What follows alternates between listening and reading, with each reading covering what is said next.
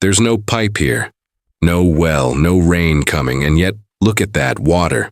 Dripping, slow, steady, like it's been happening all night. Because it has. This isn't stored water. It's being pulled directly from the air, and the entire setup costs less than $12. So why was this never properly taught? Because it breaks a basic belief. That water has to come from somewhere. A river, a well, a system. But what if that's not true? What if the air around you, right now, already holds water? Invisible, suspended, waiting.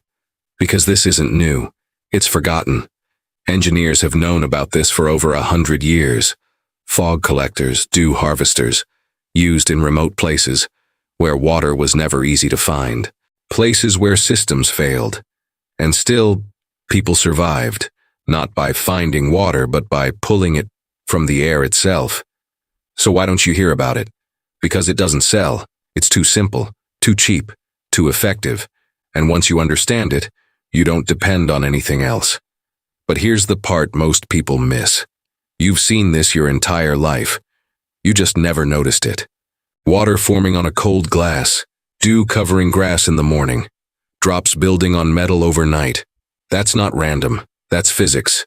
There's a point where air can't hold moisture anymore, and when that happens, it releases it, turns it into water, drop by drop, and that's where everything changes, because once you understand that, the entire system becomes simple, almost too simple. You're not creating water.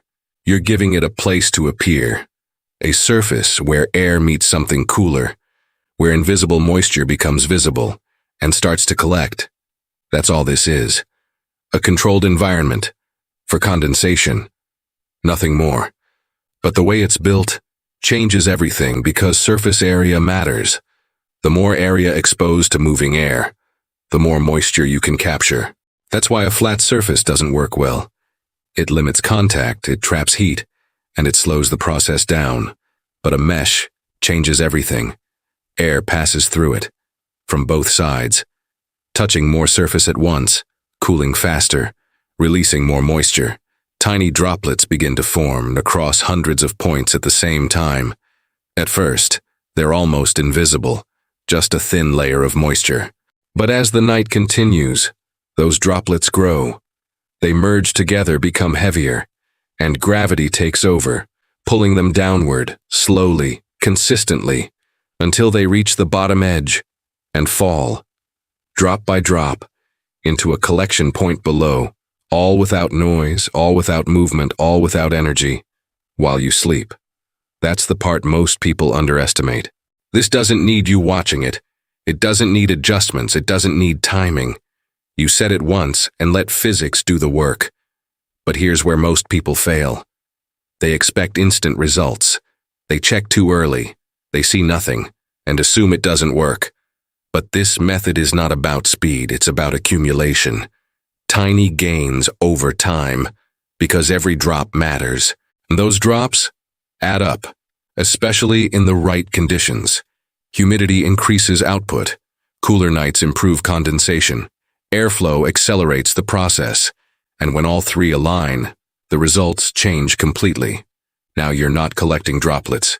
You're collecting volume, noticeable, measurable, useful. And that's when it stops being an experiment and starts becoming a system, a source, something you can rely on. Now think about that for a moment. Water, from air you can't even see. No pipes, no wells, no external supply, just the environment working in your favor. So why isn't this everywhere? Because it doesn't fit modern thinking. It's not instant, it's not guaranteed, and it depends on conditions. But those aren't weaknesses. In survival, they're strengths, because it removes dependence. No electricity, no fuel, no supply chain, nothing to refill, nothing to run out. Just knowledge, applied correctly. And that's what makes it powerful. Because tools can fail, systems can break, but understanding stays. This is not your main water source, it's your backup, your hidden option, your advantage, when everything else is gone. Because survival is never about one solution.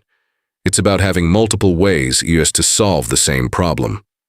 And this is one of the most overlooked ones.